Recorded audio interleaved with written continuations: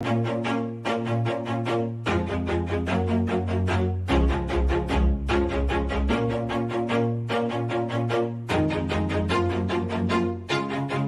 do it on my own, so I gotta get through it. And the only thing I know is to love what I'm doing. Never give up, never slow, till I finally prove it. Never listen to the no's, I just wanna keep moving. Keep my head up when I act, head up, that's a fact.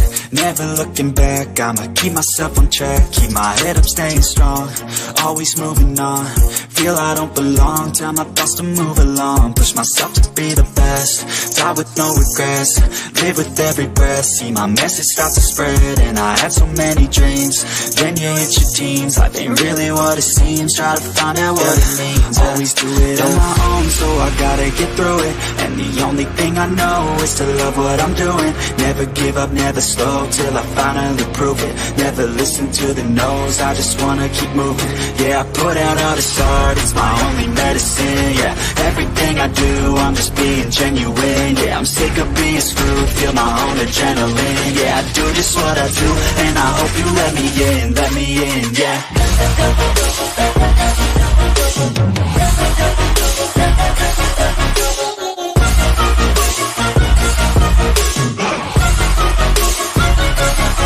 I'm grateful, oh yeah, able, oh yeah, I'm stable, oh yeah, no label, oh yeah, you know me, I have only the best. I'm lonely, but damn, I'm going I don't want no fake love, I want the real stuff. Everybody listen up, cause I'll only say it once. I'm gonna show you all the path, if you want it bad. I'm gonna show you where it's at, yeah, how you can get it back. Yeah, cause I ain't never done, I'll be number one. Working hella hard until I get just what I want, yeah. Rises like the sun, yeah, fatal like a gun. Shooter's gonna shoot and I'm gonna shoot until I fall, yeah. Always do it on my own, so I gotta get through it. And the only thing I know is to love what I'm doing. Never give up, never slow, till I finally prove it. Never listen to the no's, I just wanna keep moving. Yeah, I put out all this art, it's my only medicine. Yeah, everything I do, I'm just being genuine. Yeah, I'm sick of being screwed, feel my own adrenaline. Yeah, I do just what I do, and I hope you let me in, yeah.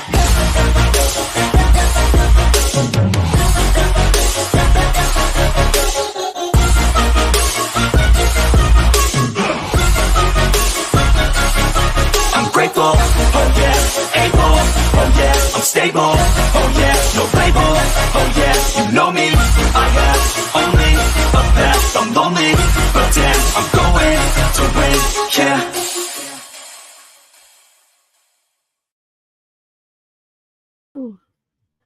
Hey everybody, I forgot to add myself to the live.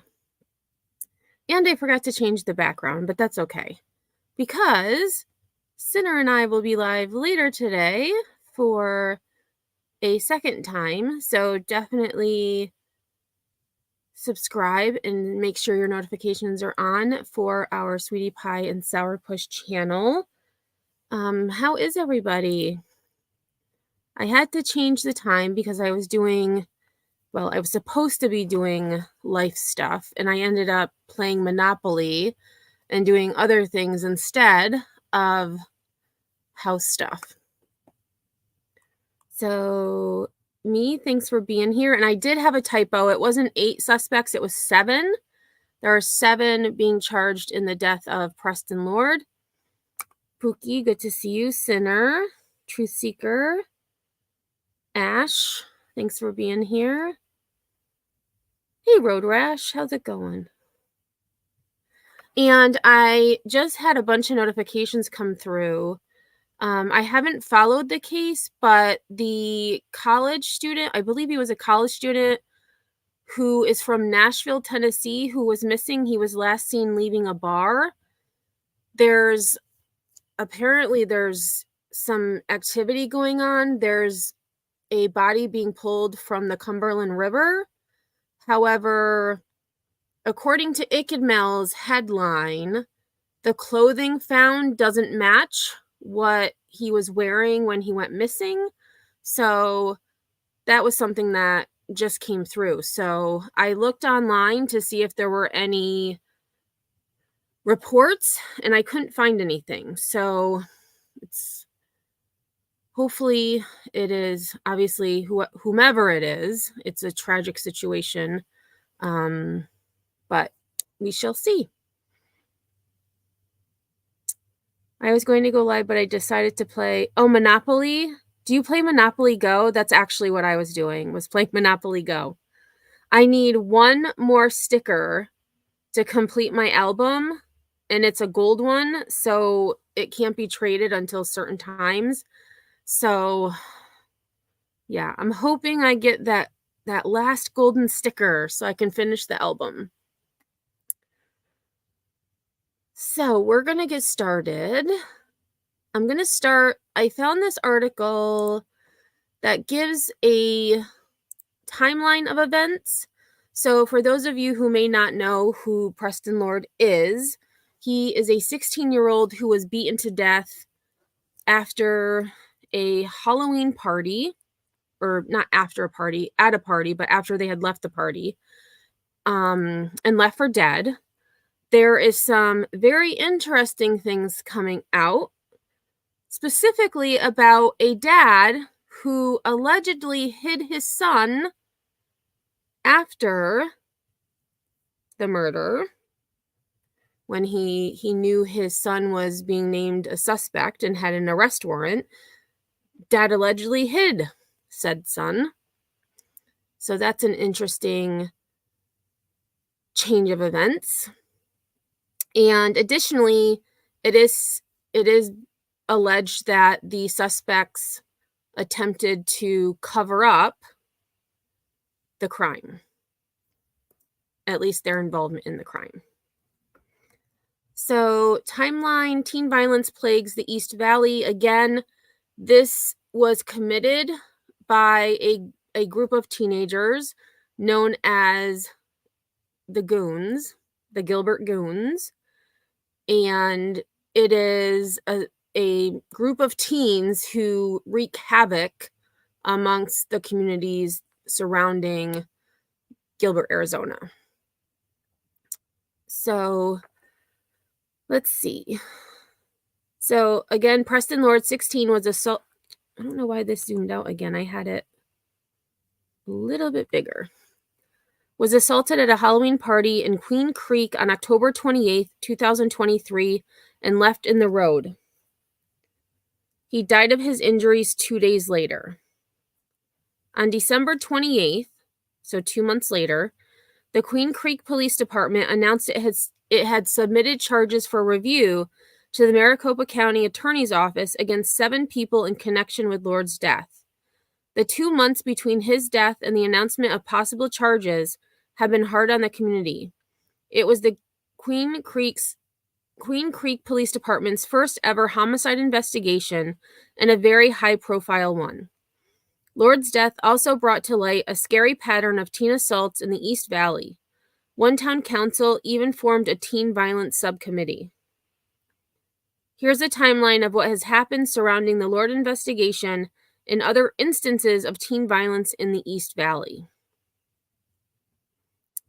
October 28th, 2023, Preston Lord dies after being assaulted at Halloween party.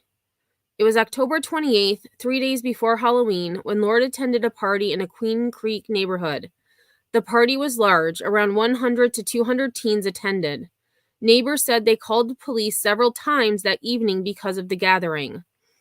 We had students falling out of cars. We had kids vomiting in our front yard here. We were trying to take care of teenagers with open alcohol. Sick. Gina Pignatiello, who lives nearby, said. Officers with the Queen Creek Police Department said they first received a call about a disturbance around 9 p.m. that Saturday. Officers said several teens were leaving the area and they didn't see any illegal activity, so they left. Police said they responded to a second call about 40 minutes later, and that's when they found a teen, later identified as Lord, lying in the road near 194th Street and Via del Rancho Road. First responders performed CPR and took Lord to the hospital with life-threatening injuries. Pignatiello told 12 News she believes the party could have been stopped before someone lost their life. I can't imagine as a parent what that feels like, but to know we were calling for an hour, at least maybe 2. Where were the police? Where were the adults? How did this get to continue? How was this so out of control? 2 days after being assaulted, Lord died of his injuries. Family said Lord had a severe brain injury. Queen Creek police classified Lord's death as a homicide. Lord went to Combs High School in Santan Valley. The school hosted a candlelit vigil on November 9th.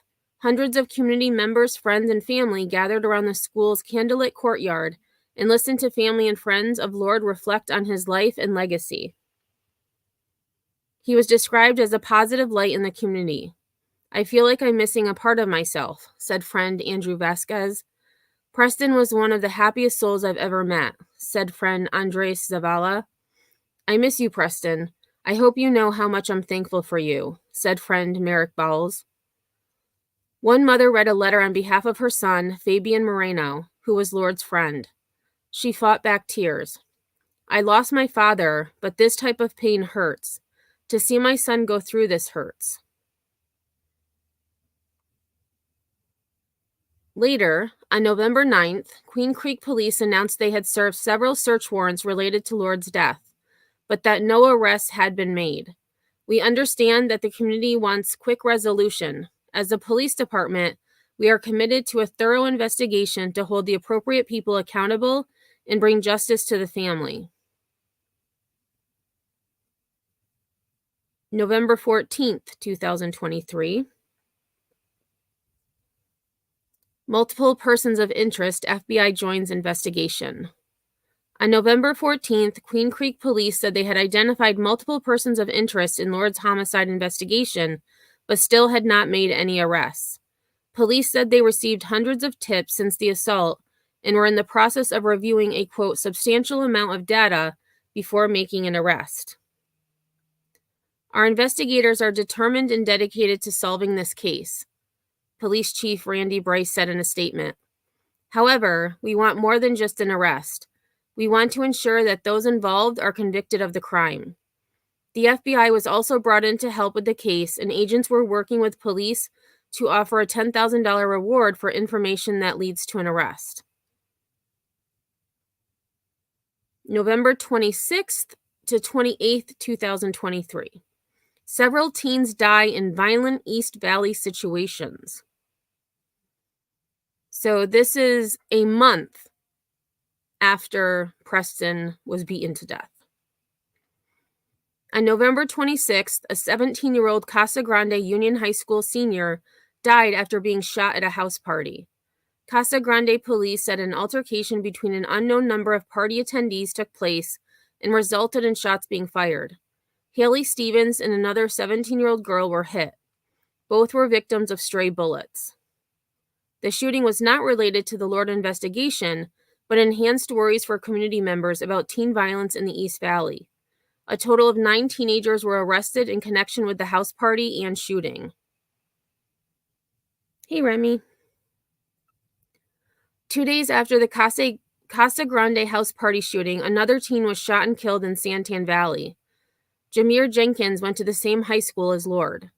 Jenkins was shot after a verbal confrontation with another teen, according to officials. Anthony J. Garcia, the suspect accused of shooting Jenkins, was charged with 1 count of second-degree murder. Garcia is not being prosecuted in juvenile court. We have seen far too many young lives impacted and cut short due to youth violence, Pinal County Attorney Kent Volkmer said in a statement. Our thoughts and prayers are with those impacted, and it is my sincere hope that our youth begin to appreciate and recognize the inherent value in every human life. Jenkins's case has not been linked to any others mentioned, but again, another teen was killed by violence in the East Valley, furthering concerns from the community. November 29th, 2023. 1 month after the assault on Lord and after no arrests had been made, hundreds in the East Valley spent this somber anniversary together by walking from American Leadership Academy in Queen Creek to the Queen Creek Police Department. Participants wore orange, Lord's favorite color. "It's been a month since our family got a call that would change our lives forever," said Melissa Lord, Preston Lord's aunt. "It's also been a month since a group of boys decided to beat my nephew and leave him on the side of the road and go home like nothing happened. It's been a month since the parents of these boys have chosen to live a life of silence while we've been living a real-life nightmare." Preston Lord's death sent shockwaves through the tight-knit community. "I think everyone feels the same. We're just heartbroken and devastated, but also trying to come together to support not only the family, but the safety of all of our youth," said Katie McPherson, a community mental health advocate. December 21st, 2023. Parents refuse to let children cooperate in investigation. On December 21st, Chief Bryce provided an update on the investigation. "I understand that it is incredibly frustrating for the public that there has not yet been an arrest. To secure a conviction, the county attorney must prove guilt beyond a reasonable doubt. Social media posts are not enough. They must be authenticated and corroborated." Queens Creek Police Department has conducted numerous interviews and issued several search warrants. Bryce said, however, now not everyone is cooperating. "I want to thank those parents and children that have come forward to provide information or details related to this case. However, some parents have actively refused to let their children participate in the investigation. We need people to come forward and stand up for Preston." Bryce said police have increased patrols in areas where teens are known to congregate as the community waits for arrests. Hey, ASU Mom. "Gilbert PD and Queen Creek PD need to be held accountable. Most attacks in the Gilbert Goons took place in the In-N-Out parking lot." And I had also read, ASU Mom, you may know if you're local, there was another assault in a parking garage that involved brass knuckles. I did read about that one as well. Gilbert PD said there were only 8 calls from In-N-Out. 12 News got the records and found there were 283 calls from the In-N-Out. Wow. Oh, you're in Gilbert. Most attacks involved brass knuckles. Wow, that's quite the discrepancy in calls, isn't it? From 8 to 283. Incredible.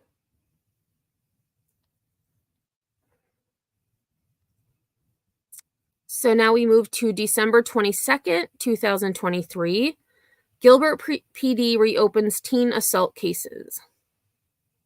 Officials with the Gilbert Police Department announced December 22nd they reopened 4 criminal cases involving teen assaults in the wake of Preston Lord's death in Queen Creek. Lord's death brought several other East Valley assaults to light, where groups of suspects have ganged up on one victim and beat them up. Many of the assaults are recorded, often by suspects, and shared on social media. Videos of some of these incidents have been circulating among East Valley community groups. One of the groups linked to some of the incidents is known as the, quote, Gilbert Goons.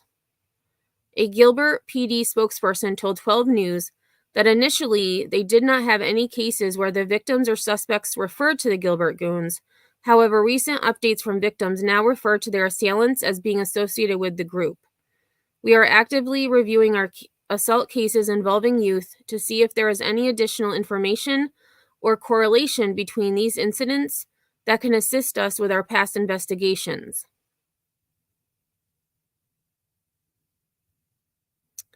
December 28th, 2023. Queen Creek Police submit charges for review against 7 people connected to Lord's death.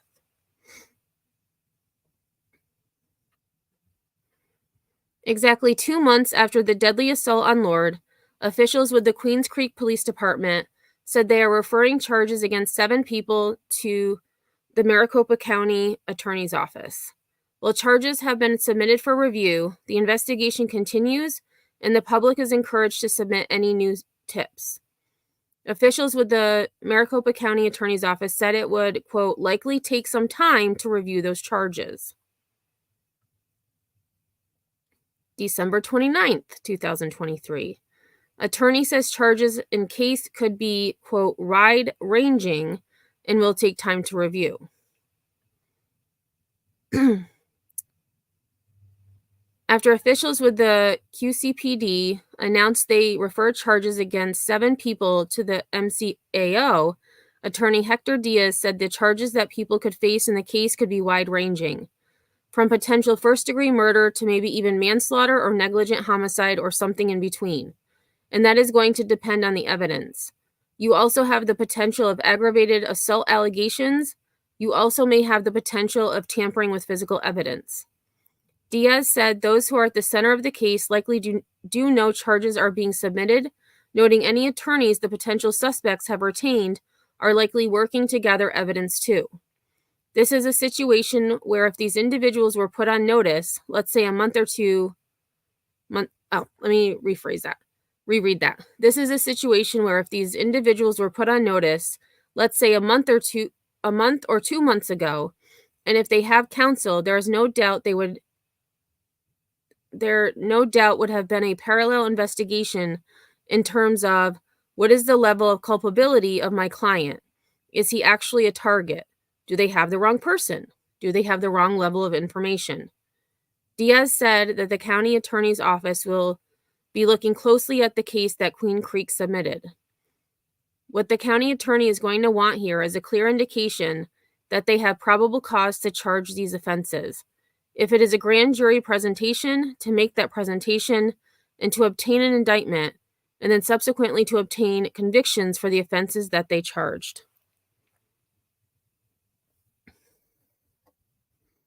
Oh, they have reopened 12 cases that had been closed because Gilbert Police Department said there wasn't enough information. Oh my gosh, there have also been SA that are coming to light. Every attack is on video. GPD saw some of these videos and still said not enough information for an arrest. Most of the Gilbert goons are from very wealthy families. I'm glad you mentioned that, ASU Mom, because I'm going to, after we get through this article, and then I have one video, I am going to talk about, excuse me, Talon Renner, and how his dad, who's a millionaire, allegedly hid his son from being arrested. So, yeah.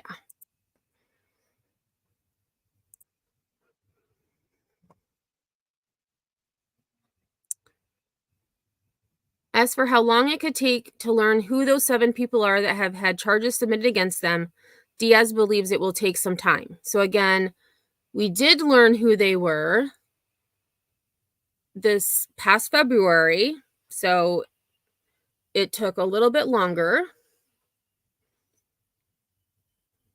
I think it's going to be guided by the volume of information that the county was presented. I expect that the county is going to, given the seriousness of this high profile nature of this, they're going to want to make sure that they have everything that they need to make that presentation of the grand jury. Or if it's going to be a direct compliment, they want to have it. They want to get it right. Queen Creek Police Department has not released the 7 people's ages, names, or charges submitted, but we will get into that shortly. January 2nd, 2024, arrests made in brutal beating of teen in North Phoenix. As teen violence investigations in several jurisdictions continue, a teen was charged related to a brutal attack at a North Phoenix fast food restaurant in May 2023. Wow. So 8 months later, Kevin Durkin, 15, lost 7 teeth in total in the attack and had to undergo multiple surgeries and dozens of appointments. Adam Zodro, 18, was charged in the assault. He accepted a plea deal for an aggravated assault with a deadly weapon charge. Zodro was sentenced to 6 months behind bars for the assault. Unbelievable. 6 months. It feels like he's just getting kind of a slap on the wrist. And what kind of message does that send to the kids? Brett Durkin said. I agree with Mr. Durkin. 6 months for beating someone to the point where they lost their teeth and had to undergo multiple surgeries? And I get it, he pled down, but still.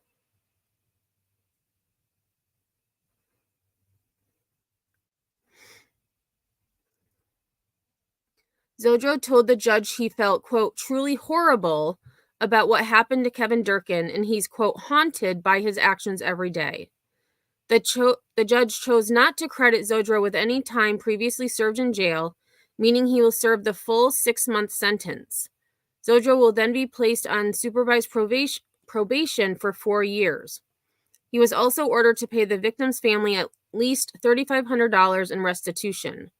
While this attack is similar to what has been happening in other parts of the valley, the Durkins believe this attack is not related to the Lord murder. January 5th, another East Valley teen assault caught on camera. On January 5th, the Pinal County Sheriff's Office confirmed it was investigating a video of a group teen assault that happened in the area of the Santan Mountain Regional Park. The assault happened on November 18th, so nearly 2 months prior.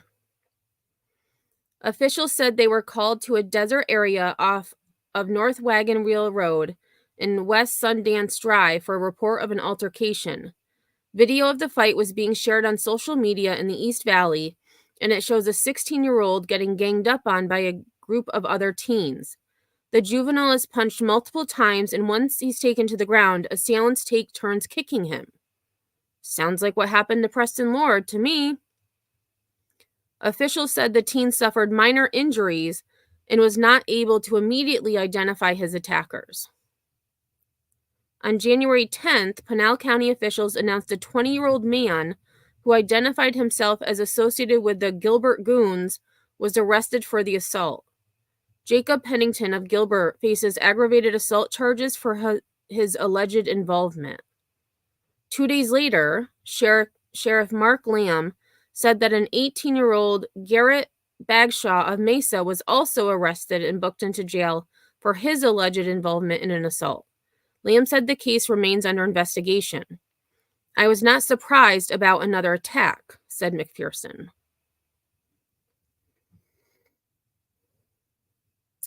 So ASU mom says Rick, is it Cooner's son was sent out of the country because he was being threatened at school, and Perry High School and Chandler Unified School didn't do anything. His son was jumped in the parking lot at In-N-Out.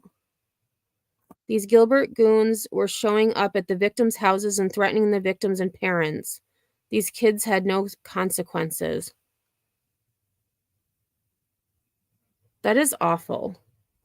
And I believe, I don't know if it's, I think it's one of the video clips that I have actually does mention that if any of the offenders, if it's discovered that they have anything to do with witness intimidation, etc., that, you know, those would be additional charges, but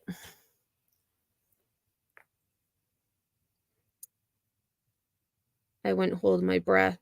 Hey, Lisa.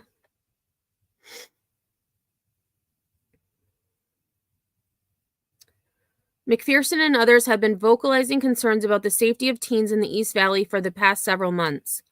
I think the public needs to know there's not just like one group of 4 or 5. We're talking 20, 30 deep, and this style is a thing. It's a trend. It's unclear if those involved at the Pinal County assault case are connected to any other cases being investigated.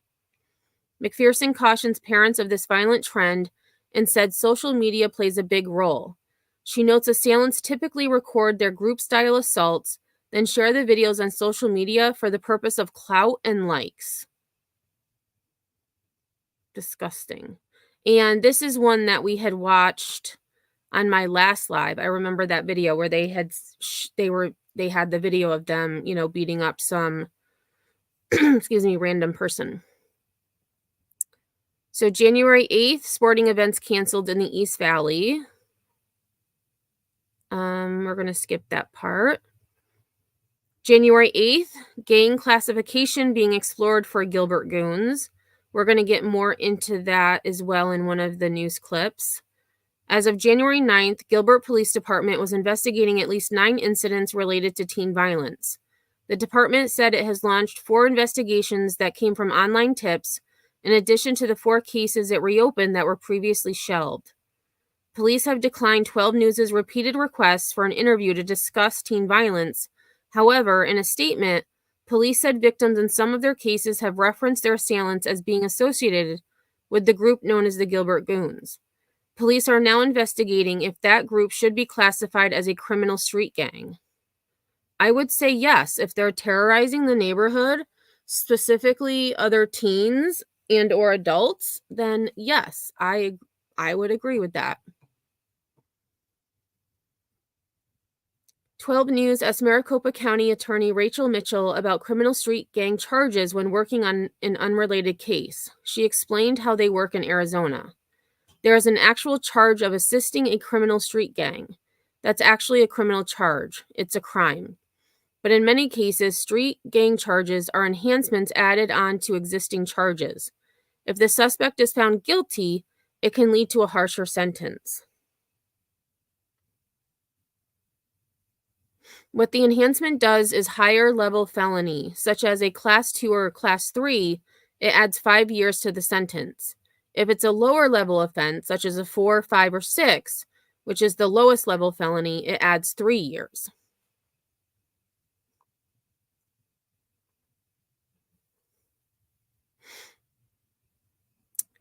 So then January 10th, Town of Gilbert votes to create Teen Violence Subcommittee. January 10th, 4 teens arrested for violent attack at In-N-Out in Gilbert. On January 10th, 4 teens were arrested in connection with the alleged assault and robbery in August 2023 outside of an In-N-Out restaurant in Gilbert that resulted in the juvenile victim going to the hospital. So again, it happened in August. They weren't arrested until January. So 5 months. Eris Arredondo, 18, and 2 16-year-olds face aggravated robbery and aggravated assault charges. Charges on the 2 juveniles are being referred to the Maricopa County Juvenile Court. Christopher Fantastic, 18, was also taken into custody for allegedly being involved in the violent incident. During Fantastic's initial appearance in court, a representative for the MCAO said the August incident was a planned attack and allegedly done in retaliation. The prosecutor asked the judge to assign a $100,000 bond for Fantastic because they're extremely concerned about the safety of the community and the suspect's association with some sort of group. Fantastic was given a $25,000 bond. On January 19th, Fantastic was indicted on charges of aggravated robbery and aggravated assault. Arredondo was indicted on January 22nd.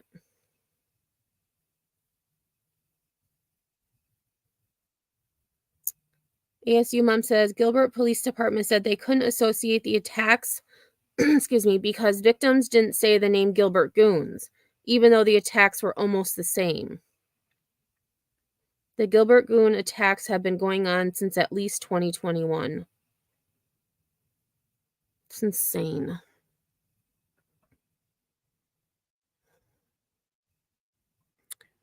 January 11th, Gilbert Police Department releases photos of teen assault suspects. On January 11th, the Gilbert Police Department released additional details on the cases of teen violence currently under investigation. The agency is seeking assistance from the public to help identify the individuals involved in up to 9 incidents. 3 of the new investigations involve altercations that occurred on unknown dates at the following locations. One of the cases is a reopened investigation into an assault that occurred on December 17th, 2022, near Hiley and Elliott Roads. Police have made 1 arrest in the case, but investigators are looking for additional suspects. Pictures of the incidents can be seen here, and I will share this article after the live if anyone's interested in watching any of the videos or clicking on any of the other links. Gilbert police said these investigations are separate from Queen Creek's investigation into Lord's death.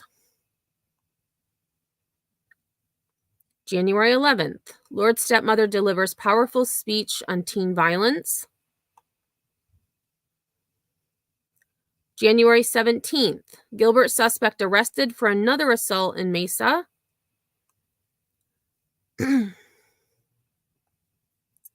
On January 17th, the Mesa Police Department announced Fantastic, who was one of 4 teens detained for allegedly assaulting a juvenile outside an In-N-Out in Gilbert, has now been arrested for allegedly being involved in a different vicious attack in Mesa. The incident occurred on May 29th, 2023, and involved up to 40 juveniles and young adults fighting. A Snapchat video captured the incident, which helped investigators to identify the subjects who were violently striking the victim. The victim allegedly told investigators the attack felt, quote, pre-planned, and that he was in no position to defend himself against the group of assailants. I would agree. I mean, you've got 40 juveniles fighting, and you're being targeted.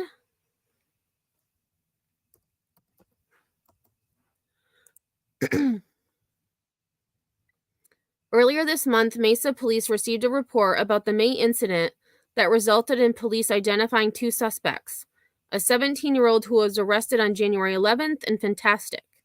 Police said Fantastic is facing a charge of aggravated assault.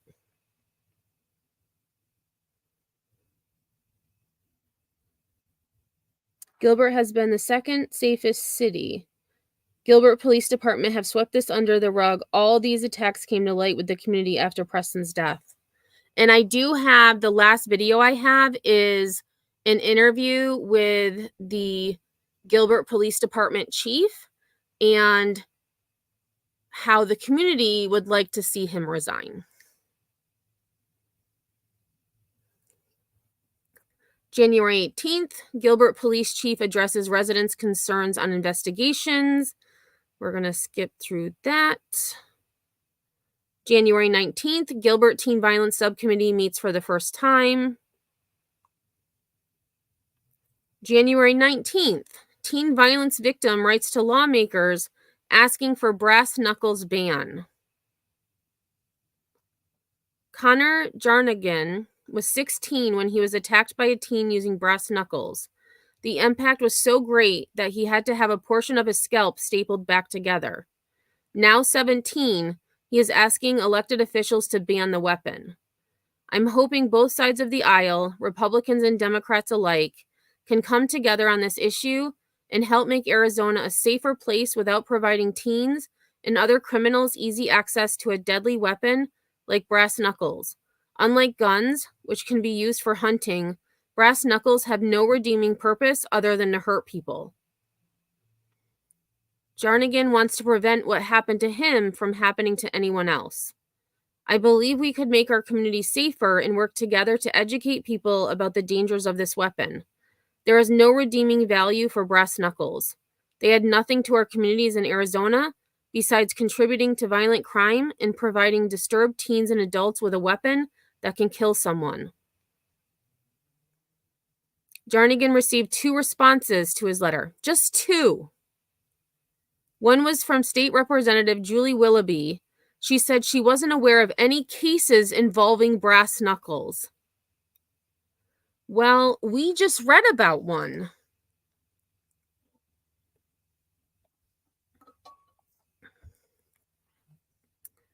quote, "I have reached out to the local police and inquired about cases that they have that involved brass knuckles or anything similar to those items. There are no records within the last 2 years." Willoughby suggested that Jarnigan encourage others to report the incidents. So let's put the responsibility on a then 16-year-old who clearly is doing much more to elicit change in his community.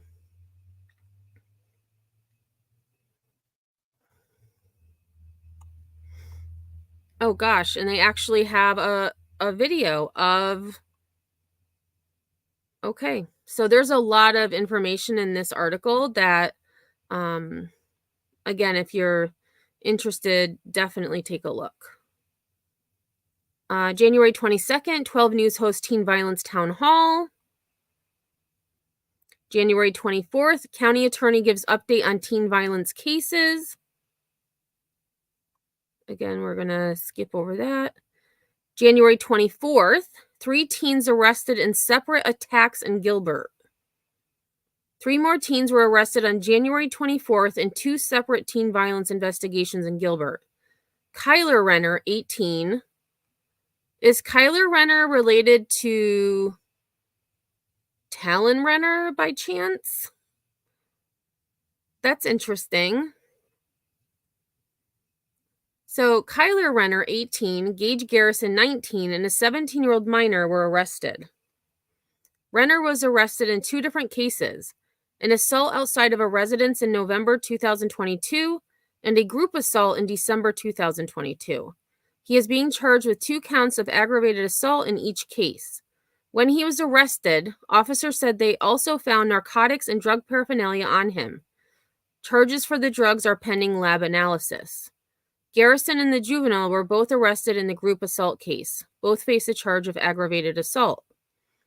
Gilbert police said the November 2022 assault was just reported on January 4th. So it happened in November 2022, but wasn't reported until January 2024, so almost 2 years later.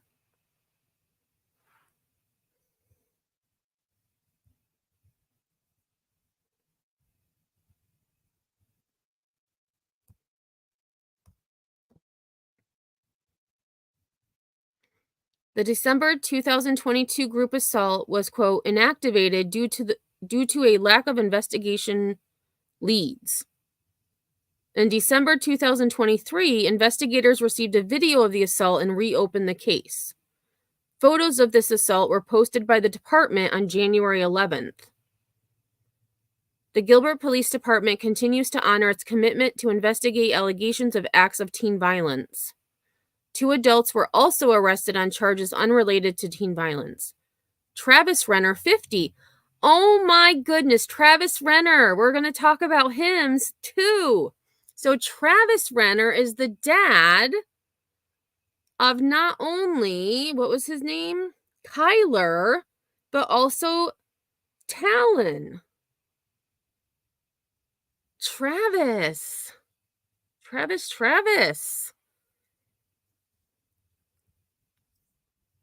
Wow, we got, all right, let me just do something right quick, y'all.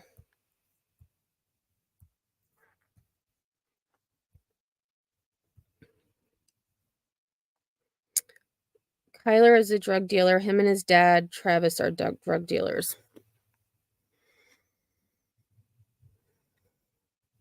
So again, Travis Renner, 50, was arrested for possession of dangerous drugs and possession of drug paraphernalia. Officers located the drugs during a search of his home during the teen arrests. Kiara Halsapple, 20, was also arrested for drug paraphernalia. January 26th, 5 teen violence suspects appear in court. On January 26th, Arredondo, Renner, Garrison, Fantastic, and a 17-year-old juvenile were in court. During Renner and Garrison's initial appearance Thursday morning, prosecutors claim brass knuckles were used in the attack. According to court documents, the victim told investigators he saw one of the suspects had brass knuckles but wasn't sure if they were used. Those same documents claim when Garrison was arrested, police found brass knuckles on him.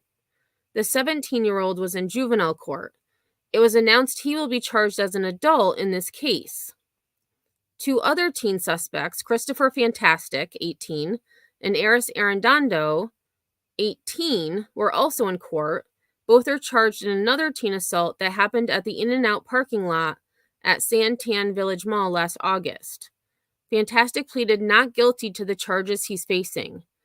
Arredondo's hearing was moved because attorneys said they didn't know the media would be at the hearing.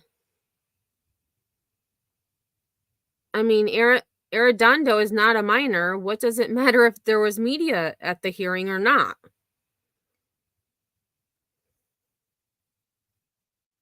Exposed for being an awesome presenter of true crime stories.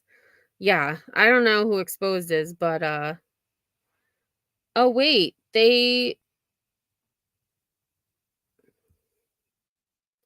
interesting. They do. They have my little emoji. Oh my gosh.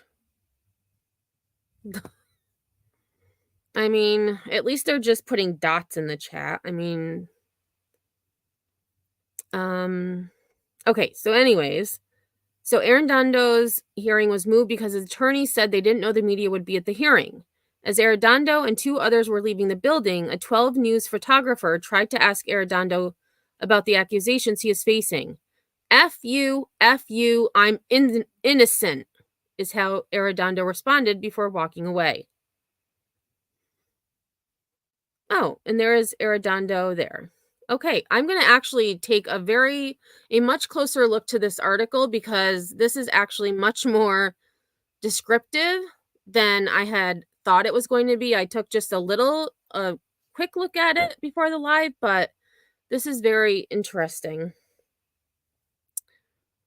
January 30th, guns, gas masks, and fights. Hundreds of police calls to Gilbert In-N-Out. So I think this is where ASU Mom had mentioned that Gilbert police said there were only 8 calls. Turns out there were close to 300 calls. 12 News requested documents from Gilbert Police Department regarding calls for service to the town's In-N-Out, where several of the assault cases happened. The documents showed police have been called to the restaurant hundreds of times in the past 4 years, and around 30% of the total calls involved teens. 12 News found Gilbert PD responded to the In-N-Out approximately 256 times since January 2020. In at least 79 cases, the calls involved teens, totaling about 30% of Gilbert PD's calls to the premises. Additionally, Gilbert PD had at least 80 proactive patrol watches in the area of In-N-Out.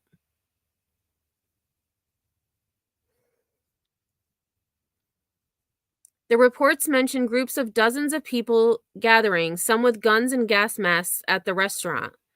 Also, on January 30th, 3 more teens were arrested in Gilbert's investigations.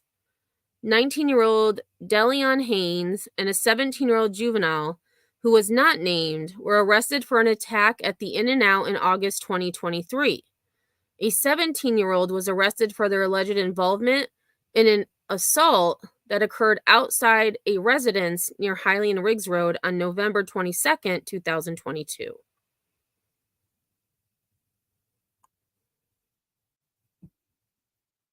And for those of you, so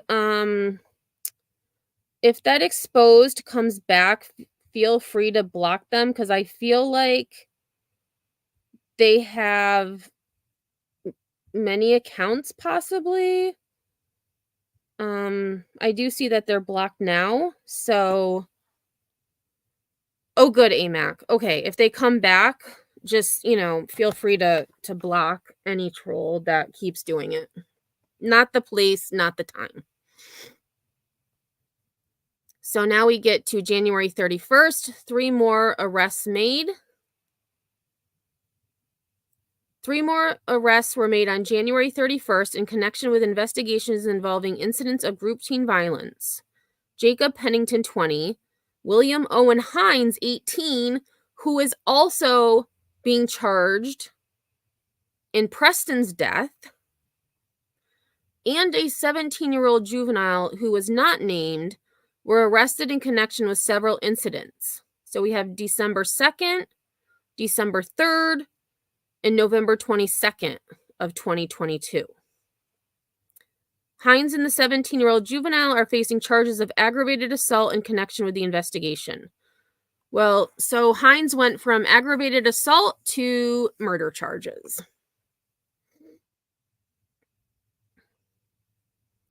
February 2nd, suspects arrested connected to multiple crimes.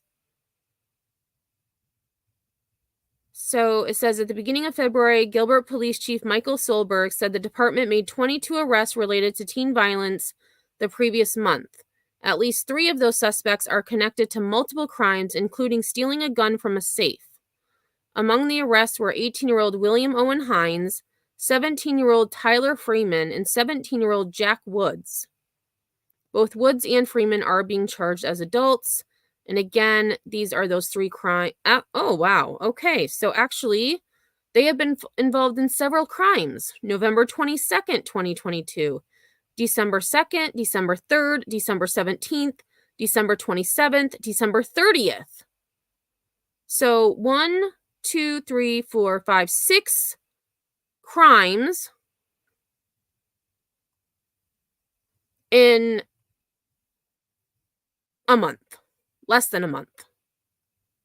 And so that representative had said she hadn't heard of any incidents involving brass knuckles, which is curious because here, December 17th, Freeman assaulted another teen using brass knuckles. December 30th, Freeman assaulted another teen with brass knuckles. And they have another video, it looks like. Preston Lord's family makes statement February 7th. February 8th, 3 more arrests. Oh, look, Kyler Renner. Said it again.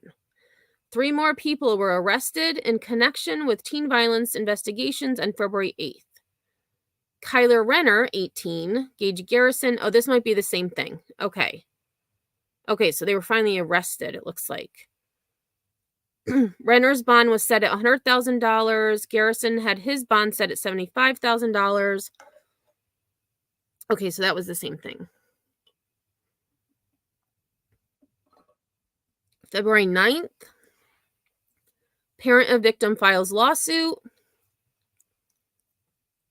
Cooner filed a lawsuit on behalf of his son on February 9th, where he details ongoing harassment surrounding the In-N-Out attack and claims parents failed to intervene when assault and drug use came to light. In it, he names nearly 50 people, though it's not clear if all of them are directly connected to the In-N-Out assault. Okay, so that's interesting. I'm just going to skip through that, though. March 6th. So here's where we get to Preston Lord. So again, it initially happened on October 28th, 2023. And so we're now in March. So 5 months. 5 months. Hey, Kathy. ASU mom says these goons had no fear and thought they were above the law. And I feel like ASU mom, they were in some respect, because I had said during my last live when I first covered Preston's case that if they're posting these assaults on social media, I feel like that's pretty hard evidence that they were involved in a crime. I mean, what else do you need? You have them live action committing the crime. It just boggles my mind. So March 6th, 2 juveniles and 2 adults were indicted by a grand jury in connection with the murder of Preston Lord. The 4 people indicted are facing first-degree murder and kidnapping charges and are being charged as adults. William Owen Hines, 18. Talon Vigil, 17.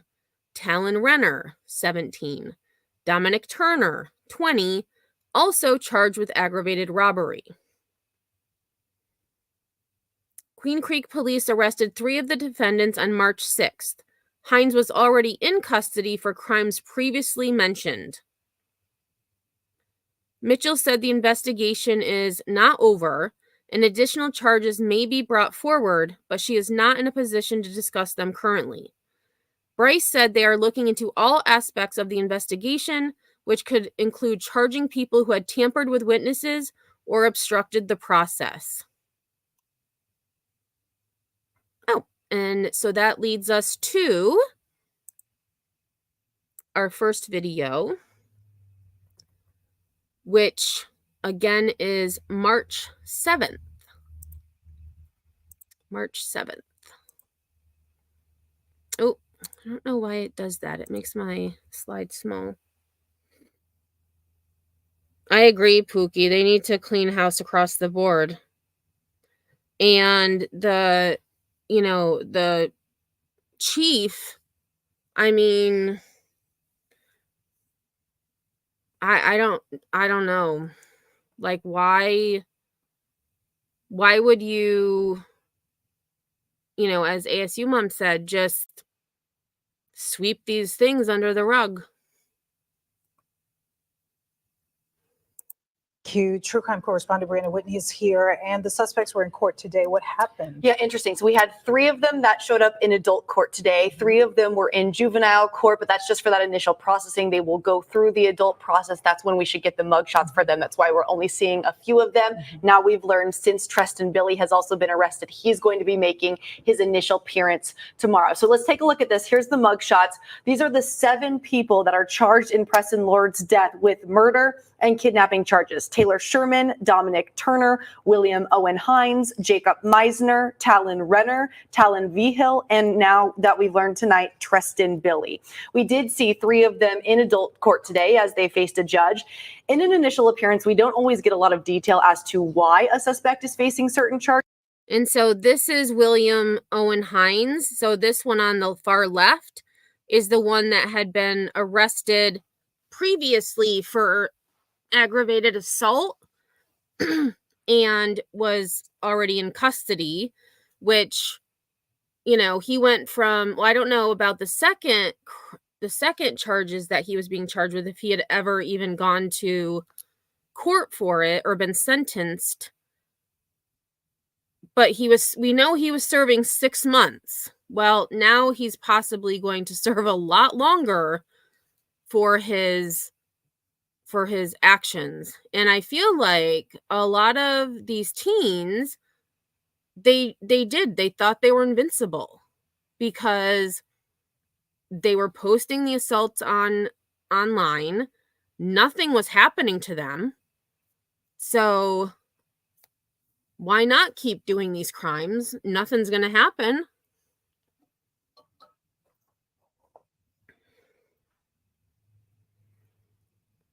Charges, but in today's court appearances, we heard brand new details that could majorly affect the sentencing in these cases. Take a listen. Your Honor, for months, witnesses were threatened and terrified into silence in this. Oh, there we go. Witnesses were threatened and terrified into silence. Case. Additionally, all the defendants involved in assaulting Preston ran after he was beaten. I want to echo what the victim's attorney said. This defendant specifically did flee from the scene. There is evidence that evidence was destroyed or attempts were made to destroy evidence. And you saw William Owen Hines there, but that same kind of narrative was said in all of the people who were in adult court today. That becomes a huge factor because that means additional charges could be coming, not only for the suspects already facing murder, but if any other teens, young adults, or even parents are found to have done any of that in this case, they could be facing charges in the near future. That also would all get complicated if the Gilbert Goons are deemed a legal criminal street gang, because that could up the sentencing as an aggravating factor. All 7 of these defendants are facing first-degree murder. Usually we think of first-degree murder as having premeditation, but we understand this case as being a beatdown outside of a party. How do we square those charges? Right. It's likely not the premeditation factor. But I'm wondering, I mean, premeditation could be, in my opinion, all right, guys, we're gonna, the first person that gives us crap, we're gonna beat the crap out of them. I mean, and I feel like with this group of kids, young adults, everything they do is premeditated. Like, they go out with the sole purpose of inflicting pain and suffering and terror on some unsuspecting victim or victims.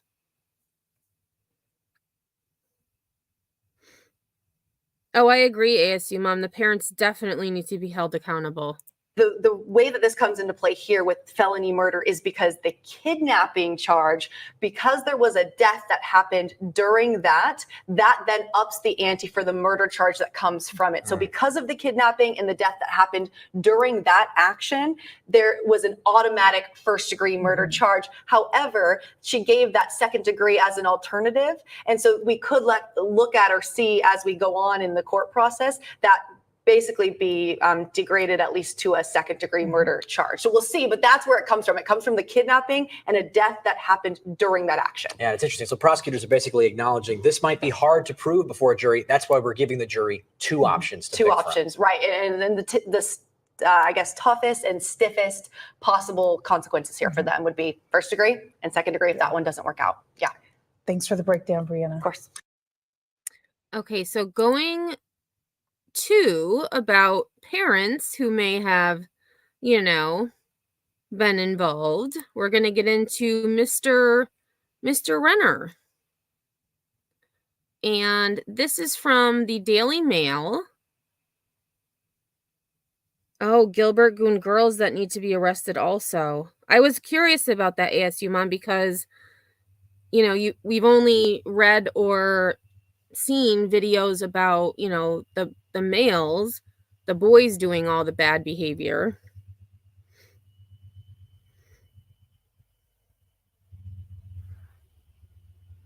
And there was another comment Road Rash had said premeditation is simply putting the brass knuckles on. Just saying. I agree. If you're putting them on, you're what's the word? Your goal is to use them.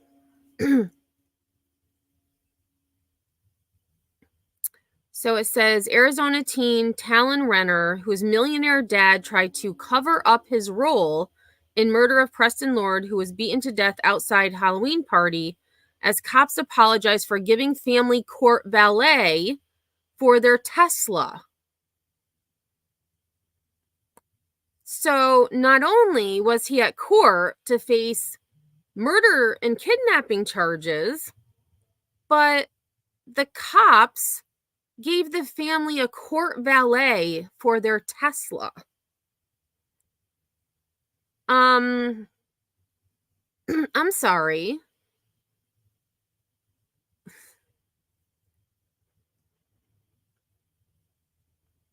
Seven young men, including high school football star Talon Renner, 17, have been charged in the brutal murder of Preston Lord, 16. Preston's murder highlighted a growing cases of group violence by teenagers in the Phoenix area and other towns in Maricopa County. Police said it motivated them to take action against a street gang dubbed Gilbert Goons that has been attacking teenagers and robbing stores in the Phoenix area. Oh, those deputies have been removed from the court, as they should be. I mean, I don't care who you are or how much money you have. If you're bringing someone charged with murder and kidnapping, you don't get, royal service. Are you kidding? Walk your butt to court yourself. Like, that's gross. So gross. An Arizona high school football star has pleaded not guilty after his father was accused of trying to help him cover up the murder of 16-year-old Preston Lord.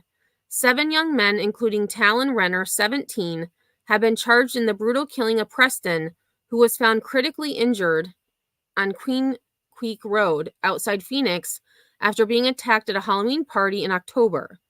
Talon and 5 other suspects, Dominic Turner, 20, Talon Vigil, 19, Taylor Sherman, 19, and Jacob Meisner, 17, appeared in court on Wednesday and all pleaded not guilty to the murder. They are all charged as adults. William Hines, 18, did not appear in court after he reportedly refused to be transferred to face a judge, but also entered a plea of not guilty, as reported by ABC 15. The 7th suspect, Preston Billy, 18, is expected to appear in court on Thursday, and I do have videos of those appearances. Phoenix police had to apologize this week after Talon's parents, Becky and Travis Renner, received special valet parking services from Maricopa County Sheriff's Office cops who drove their Tesla straight to the back exit of the Durango Juvenile Court so they could avoid journalists. Authorities took months to name the suspects, with enraged locals who demanded justice and claimed the young boys' powerful families were preventing justice from being served. Wow, the Renners were threatening lawsuits before Talon was arrested? Sounds like Travis Renner was trying to put all the blame on the other Talon for the murder. Yeah, and I did see there was a short clip. I don't have it for this live, but there was a short clip I saw online of reporters actually following Mr. Renner, saying, what is your alleged involvement? Are these accusations true? And of course, he didn't respond. But I mean, I feel like if they had just walked into court instead of, getting this, special treatment, so to speak, I mean, just face the music.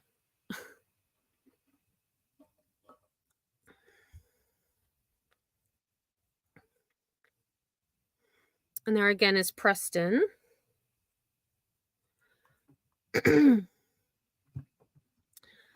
Here is Mr. Renner. Sounds like a real stand-up guy, always, covering for his children. There's Talon there. Ashley Reynolds, who worked for Talon's father, Travis Renner, has claimed she was an unwilling participant in a cover-up that allegedly began as soon as Preston was critically injured. The former employee at Relentless Media Agency told Arizona Republic that her bosses Renner and Adam Kiefer, CEO of Relentless Media Agency, openly discussed their plans to hide evidence and shift blame on another boy with a similar name. Travis Renner and his business partner reportedly plotted to bring Talon to a cabin until the injuries he sustained while handing out the beating healed. Detectives recorded that Renner's family had, quote, financial means to aid in fleeing to Mexico, and he was taken out of the Phoenix area after the attack on Preston. Preston's murder highlighted a growing cases. Okay, that doesn't make sense. Preston's murder highlighted growing cases of group violence by teenagers in the Phoenix area and other towns in Maricopa County. Police have said it motivated them to take action against a street gang dubbed Gilbert Goons that has been attacking teenagers and robbing stores in the Phoenix area. Oh, here, on March 7th, Talon Renner's parents, Becky and Travis, were escorted through a back exit of the Durango Juvenile Court in Phoenix as they attended their son's. Well, somebody got him on camera or got a picture of him. Yeah, exactly, AMAC. Handed out the beating. I agree, Lisa. They need to be charged. That partner too. Not just the dad, but this Adam Kiefer.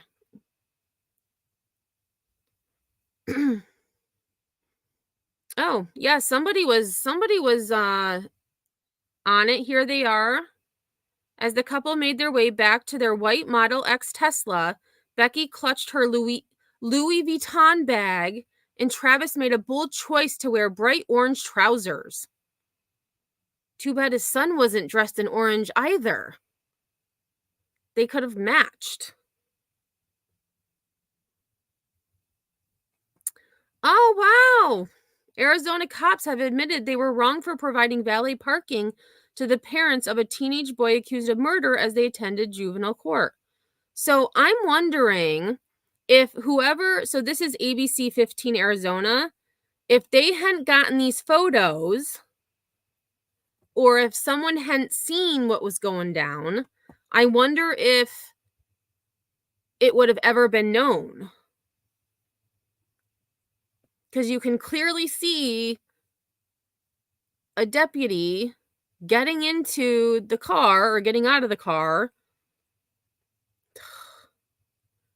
The businessman said Preston's beating was part of some sort of initiation, as Talon wanted to participate in beatings like the ones carried out by the Gilbert Goons. Court documents say none of the suspects knew Preston before they attacked him over a gold chain.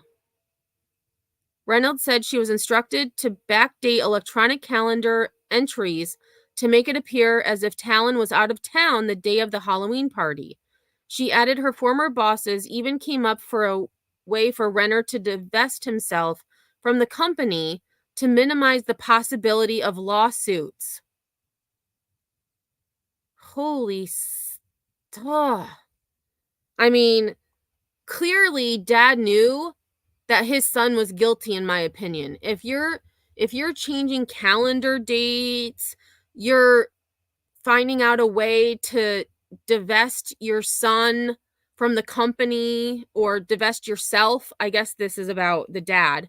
A way for the dad to, no longer be invested. So, he wouldn't have money for lawsuits.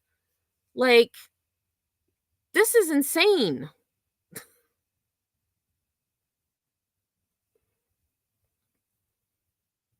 Renner's business partner, Kiefer, then allegedly requested Reynolds sign a non-disclosure agreement. He told Arizona Republic he has, quote, no connection to the allegations involving the Renner family. And then here is Preston Billy on the left, and then the other Talon, and they had said Vihil. So the media reporter had said Vihil, so I was saying Vigil, but I guess it's Vihil. And then you have Taylor Sherman, Dominic Turner, William Owen Hines. You also have Renner, Talon Renner. Reynolds spoke with local outlet before anyone had been charged with Preston's murder. Queen Creek Police Chief Randy Bryce confirmed detectives spoke with Reynolds, who provided information that aligned with their findings. The statements that were made that related to our case corroborated what we already knew. It was a corroboration rather than a contradiction. It's information that we already knew through a different set of interviews. The Renner home was raided by police in November, but Talon was not arrested until Wednesday. Renner's other son, Kyler, has been charged in connection with 2 separate gang attacks at a parking garage and a house party in 2022. Travis Renner was also arrested in January on suspicion of drug possession and paraphernalia charges, while his son Kyler was taken into custody over the gang violence claims. The father has not been charged with the alleged cover-up. A Lord family attorney said, for months witnesses were threatened and terrified into silence in this case. And, here's Kyler. So he's the other son being charged in 3 two other incidents. We have Dominic Turner, 20, also being charged with Preston's death, and Taylor Sherman.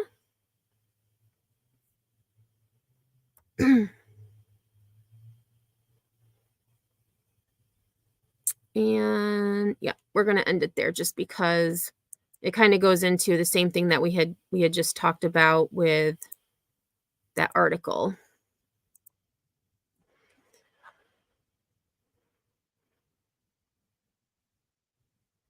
Oh, gave all the employees an NDA to sign. Yeah, I would have been like, nope, you can fire me. Nope, not doing it. I agree, Road Rash. Follow the money on that one. It screams corruption.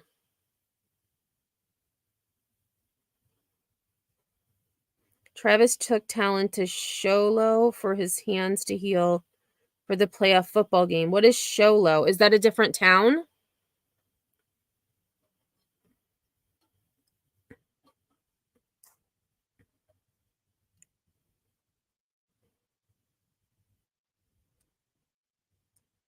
I know. It is unbelievable. One of the biggest questions in the murder of Preston Lord finally answered. Today, the county attorney tells us what led up to the deadly beating of the 16-year-old in Queen Creek. And so far, 7 teens and young men have been indicted in this case. Fox 10 investigator Justin Lum joining us live now with the latest. Justin. Lamar, Christina, now we are getting more insight from the official indictment of these 7 defendants. We knew the attack on Preston Lord was senseless, but now we know the theft of a gold chain led to his murder. Preston, John, Billy. The 7th arrest and indictment in Preston Lord's murder. 18-year-old Preston Billy appearing in court on charges of first-degree murder, kidnapping, and aggravated robbery after turning himself into authorities. But the specific charge of robbery is key. The official indictment reveals Billy, 20-year-old Dominic Turner, and 17-year-old Jacob Meisner are accused of stealing property from a victim in a group of people Lord was with during a Halloween party last year. The Maricopa. And so they decided to beat Preston to death over a gold chain. I'm just going to rewind that just a little bit. Oh yeah, theft of gold chain. Are accused of stealing property from a victim in a group of people Lord was with during a Halloween party last year. The Maricopa. So they stole the chain, and so they elicited a response, because normally when someone steals something from you, which I'm guessing they ripped it off this kid's neck, they knew that a response would be, they would get a response, and then they just beat Preston until, they left him for dead. Thank goodness there were other, people around to call for help, even though it was too late.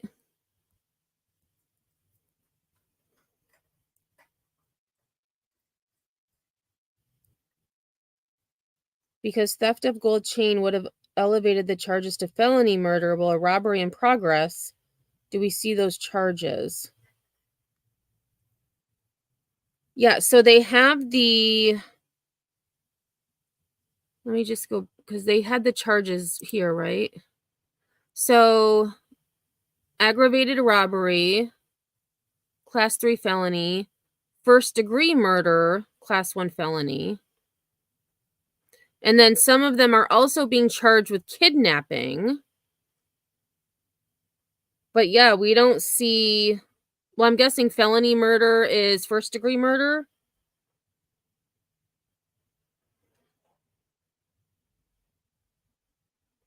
"17-year-old Jacob Meisner are accused of stealing property from a victim in a group of people Lord was with during a Halloween party last year. The Maricopa County Attorney's Office confirming to Fox 10 that the suspect snatched a cheap gold chain, and that led to the attack on Lord, who died 2 days later. Prosecutors. Oh, I was right. So they snatched.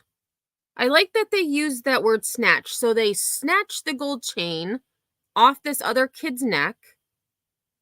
And then I'm assuming when, there was, a verbal response, they took it upon themselves to beat Preston, kick him. Prosecutors say suspects have colluded to try and destroy evidence over the months since Lord's death. Now all 7 people Queen Creek police submitted charges against are in custody and have been indicted. Billy, Turner, and Meisner, along with 18-year-old William Hines, 19-year-old Taylor Sherman, 17-year-old Talon Renner, and 17-year-old Talon Vigil, are all accused of first-degree murder and kidnapping. The indictment says all 7 suspects committed kidnapping before causing the death of Preston Lord. Russ Richelsoff is a criminal defense attorney not associated with the case, but says the kidnapping term refers to the victim being restrained during the crime. I'm interested in seeing what the evidence is. I know that the police agencies involved spent a long time investigating these cases, and I know that there was a lot of public discontent. He says both prosecution and the defense have an immense amount of evidence to go through before trials, and there's still a lot to learn. Yeah, and I thought it interesting, Lisa, that they referred to it as a cheap gold chain. I'm assuming that was a deliberate choice of words, unless that's what was stated in the arrest warrant. And I did see the tentative trial date, if this goes to trial, is November 2024.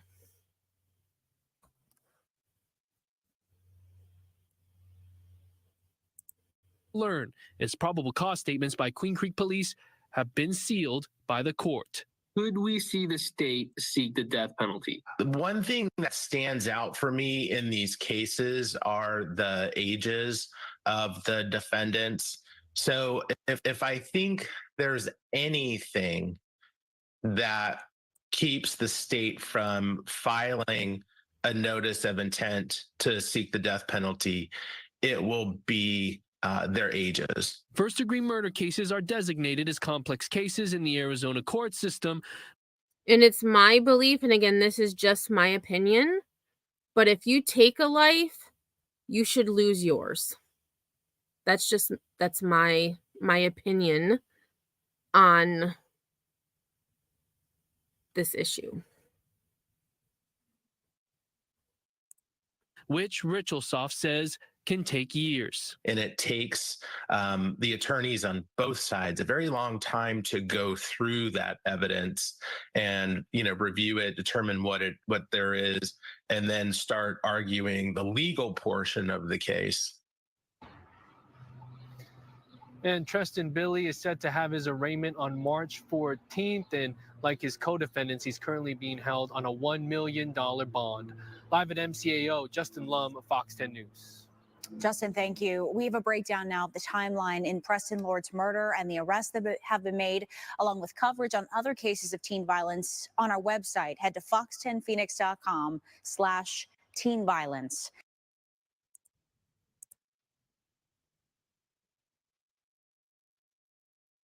It was a chain for a costume from like Party City, around $10.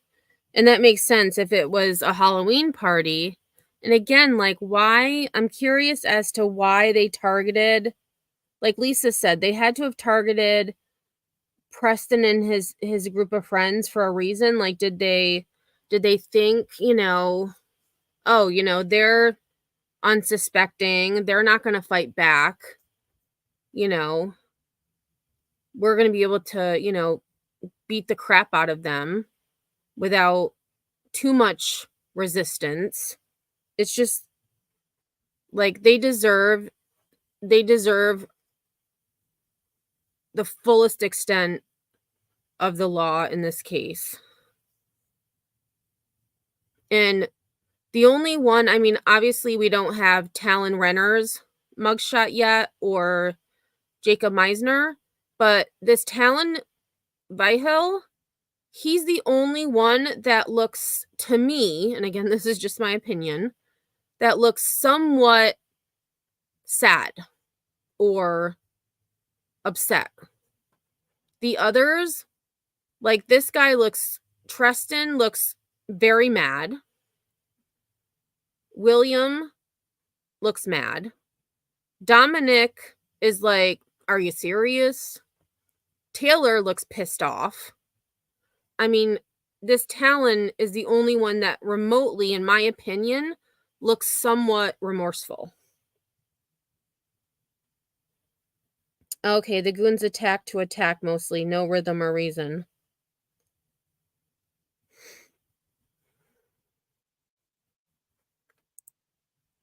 After months of protests, without the community, this would not have happened. Arrest warrants came down for these 7 suspects, all charged with murder and kidnapping. Preston Billy, Dominic Turner, and Jacob Meisner also charged with aggravated robbery. We covered their initial appearances in Superior Court last week. William Hines, Taylor Sherman, and Dominic Turner. At least 3 are under 18. Meisner, Talon Renner, and Talon Vigil faced a commissioner in juvenile court. Your Honor, for months in this case, witnesses were threatened and terrified into silence. And newly released documents show none of them knew the victim, Preston Lord, before the night of the attack, October 28th. And I'm wondering how they know that.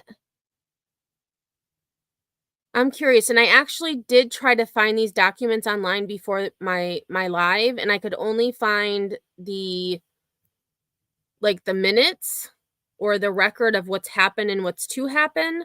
So I'm gonna try to get, what the news stations were able to get.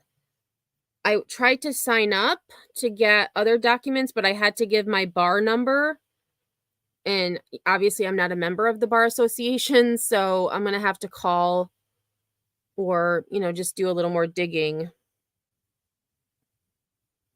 Oh, thanks, ASU Mom. I appreciate that.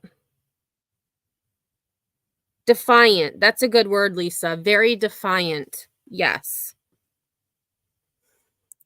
When a stolen gold chain led to that fight where Preston was beat down. He died 2 days later. I think he's watching over us every day. When you see the sunrise and the sunset, just those beautiful Arizona sunrises and sunsets, it's all about Preston. In this new paperwork, detectives say Preston was unconscious when police showed up, with injuries to his face and the back of his head. Additionally, after all of the defendants ran after assaulting Preston in this case. So again, we just ask that you honor the bond. That plea to the judge reiterated in the paperwork, saying Talon Renner was taken out of the area after the incident and that his family has the financial means to aid in fleeing to Mexico. Too many people have complained that nothing was happening. You could not have been more wrong. From the night of the incident, the Queen Creek. Oh, and I remember this press conference because we had gone through this and it was more of a, don't tell us we didn't do anything because we were doing something. It was all about how, tooting their own horn and giving their own accolades instead of, okay, this is about a 16-year-old who lost his life. Police department has spent hundreds of hours piecing together an extremely complex case. Meisner and the other teen, William Owen Hines, were already behind bars, facing charges in other unrelated ambush-style attacks targeting teens. This defendant already has 2 cases in juvenile court. Queen Creek Police Chief Randy Bryce promising this is only the beginning and that they will follow the evidence and make more arrests if they need to. We are looking at all aspects. If there are any charges that we could bring against people that have either tampered with witnesses or obstruction, we're certainly looking at a lot of those things. Meisner and Renner are being held in juvenile detention, so that's why you don't see their mugshots here on this list. Now, the rest. Okay, so Renner is in juvenile detention and Meisner, but we did see a picture of Talon, thanks to the Daily Mail. So that makes sense why they didn't put their mugshots up. Even though they are being charged as adults, I feel like if you're being charged as an adult, you should have your picture blasted, especially for a crime like this. Are in Maricopa County Jail. Most will be arraigned tomorrow. Preston Billy, who turned himself in after the others were arrested, will be in court Thursday. They are all being charged as adults. Now you can count on us to keep you posted on any and new developments. I'm reporting live in the studio, Alexis Dominguez for Arizona's Family. Alexis, thanks. We know you'll be closely monitoring tomorrow's court. All right, so now we're gonna get into the arraignment of the alleged murderers, because again, they are innocent until proven guilty in a court of law. Preston Lord murder case. 6 of the 7 suspects accused of killing the East Valley teen have entered not guilty pleas. Thanks for joining us tonight for 12 News at 5. I'm Mark Curtis. And I'm Kadiba Devine. Most of the suspects before a judge this morning, meaning the court process is officially underway. 12 News journalist Bianca Bono was there. And Bianca, what was the mood like inside the courtroom? Yeah, guys, it was tense. And frankly, it was really sad. These suspects range in age from 17 to 20 years old. So for many in that courtroom, it was emotional. Talon Vigil, Jacob Brian Meisner, Talon Robert Renner, Taylor Sherman, Dominic Turner. 5 of the 7 suspects accused of killing 16-year-old Preston Lord appearing before a judge Wednesday. So that's interesting because on the last one, they said they weren't going to show Talon Renner's mugshot because he was in juvenile detention, but he's right here on the top right. So that's interesting. Although this might be this is a different news station. So that's also why. I agree. I don't care how old they are. They killed someone. Their identity should not be protected. I agree.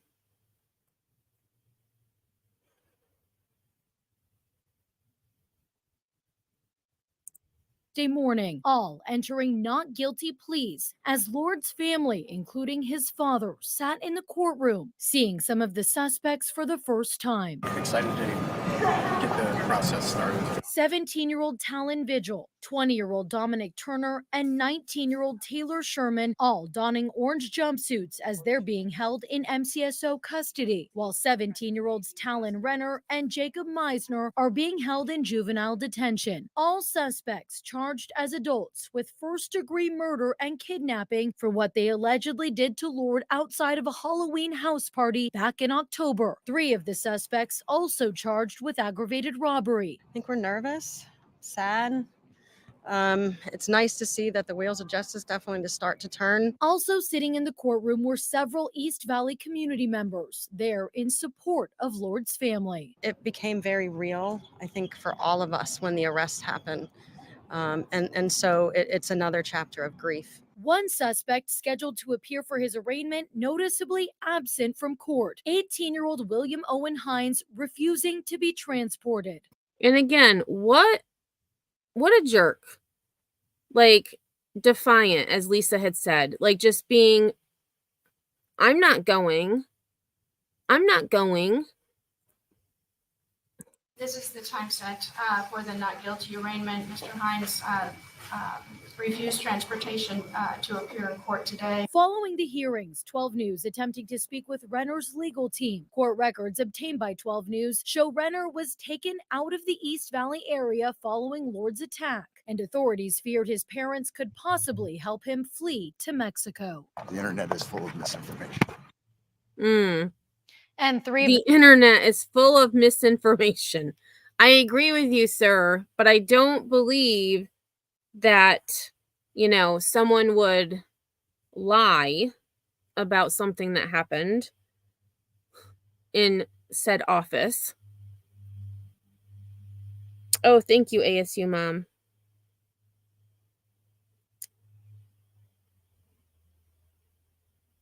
Yeah, I agree. One decision will change their whole life, I think you meant to say.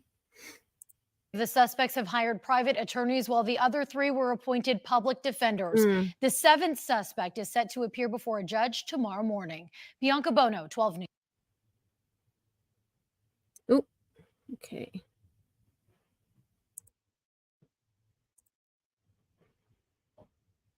All right, so this is just another one. It may be repetitive, but again, I didn't do my disclaimer at the beginning of the live. I think that, you know, even though they say a lot of the same information, they have different takes on it, interpretations. So, and plus, I think these suspects need to have their faces plastered over the internet. Guilty. That is what 6 of 7 suspects in the Preston Lord homicide case pleaded this morning in a Phoenix courtroom. So David was inside as they were each arraigned this morning. So David, we have several questions for you. One of which, what was it like to be in there with these young men, all accused of murder? And was there anything that was unusual that happened? Well, hey, Scott, first, let me set the scene for the people who were not inside that courtroom. It was jam-packed, standing room only, and it was tense. We were talking about the victim's family, Preston Lord's stepmother in attendance, who has been so outspoken, showed so much support following the months after her stepson's death. But there was also suspect family members. So this was a pretty small courtroom, guys, and the suspects' families, the victims' families, just sitting feet away from each other. But you mentioned it, all 6 pled not guilty. Taylor Sherman, Dominic Turner, William Hines, Talon Vigil, and Talon Renner, as well as Jacob Meisner. You mentioned it in the beginning, Scott, but we read about and we reported that these were young adults and teenagers, the main suspects behind this case. And it is a bit jarring to see that many young people who are in the cuffs, who are wearing the orange jumpsuit, that are going up and facing some very serious charges. Once again, arraigned for murder, kidnapping, in some cases, aggravated robbery, as we have learned from court documents, that this all could have started when Preston Lord, according to these court documents, was trying to get back a friend's stolen chain that could have cost just a couple bucks. And so this is what we're seeing now, the first step of this process play out, guys.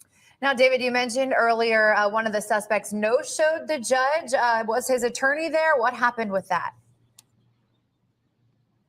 Yeah, Simone, that's right. And that was the most surprising part about today's arraignment. You know, we've been to so many of these, and usually it's pretty calm. They just walk up and they sign a piece of paper and walk away. In this case, when William Hines' name was called up.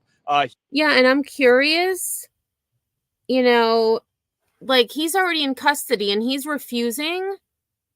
And again, I don't know Arizona law, but I'm wondering if he can be charged with something for refusing to go to his own court hearing. I guess as long as his lawyer is there, I guess, you know, he's being represented, but I mean, what a jerk. Hey, Cocoa Puff. Jenny, thanks for being here. He was not there, and the judge said that he refused transportation to his own arraignment. Now, his attorneys were there and signed the not guilty plea for him. That's going to have to be discussed later, but we did speak with a family friend and a community advocate for Preston Lord about him no-showing this arraignment. Take a listen. It became very real, I think, for all of us when the arrest happened. And so it's another chapter of grief for all of us. Certainly the most surprising part about today's arraignment, but all other suspects arraigned not guilty today for today's arraignment. Preston Billy, the 7th suspect, will be arraigned tomorrow. We'll definitely be on top of that arraignment as well. In terms of these 6 suspects, their next court date is April 30th, guys. Hey, David, one more question. I wanted to ask you about this Renner kid because there's been so much talk about his family having money and that the fact that they could take him to Mexico if need be to get him out of here. And his father, I believe, is facing drug charges. Was his family there? And what was the demeanor of these young people? Were they frightened or were they cocky? What did it seem like to you? Hey, Scott. Yes, definitely took a good hard look at each and every single one of these young adults or teenagers. And all of them were very surprisingly Okay, you have the right not to appear. Okay. I mean, I guess it makes sense. I just feel like I would, I would want to be there myself. Yeah, that's true, Lisa. It just makes you look like an idiot and a jerk. Yeah, a huge stoic jerk. for this arraignment. And in terms of Renner, the son that is facing murder charges, his father, who is facing drug charges, as you mentioned, was in attendance. We did see him there, and it looked like he was trying to make sure that his son could see him there in the audience. And again, his son is one of the 7 suspects that's being charged for murder. The father standing just feet away from the stepmother, who is sitting there watching as this proceeding went along, guys. All right, David, as you mentioned, next court date set for April 30th. Of course, we'll continue to follow this story. We know lots of folks in the community want to know what's going to happen with this. David, thanks you so David. much. Yes. And so everyone is able to get access. So this is what I was talking about earlier. This is just the Arizona Judicial Branch. This is where I actually just put in one of the kids' names, and this came up. So I put in Preston Billy. And so this actually shows all of the defendants. And it has a count, but then it doesn't, the description's blank. But when you go, it has all of the court dates or the things that have happened. So I did see that, order to seal documents was on there. And then you have, their initial appearance was the 7th. Warrants, when the warrant was served. Original arraignment hearing was the 13th. Not guilty pleas. So it's kind of like, the minutes. I was trying to get the actual documents, but that is what I was having a hard time with. So you can see here, again, April 30th, like they said, is the initial pretrial conference. And then I wasn't sure on June 11th, it says complex/capital case. I'm not sure exactly what that means. Pretrial conference would be end of October. And then again, the tentative trial date is November 7th of 2024. Oh, wow. Preston's family asked for a police escort from the funeral home to the cemetery because the killers were not arrested and the police refused. But the Renners were escorted so they wouldn't have to face the media. Yeah, that is very messed up. I agree.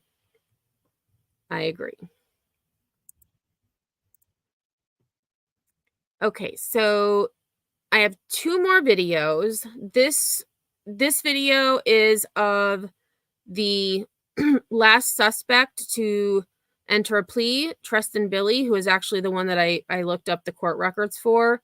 And then the last video I have is speaking with Gilbert Police Chief and his thoughts on the community demanding, his resignation.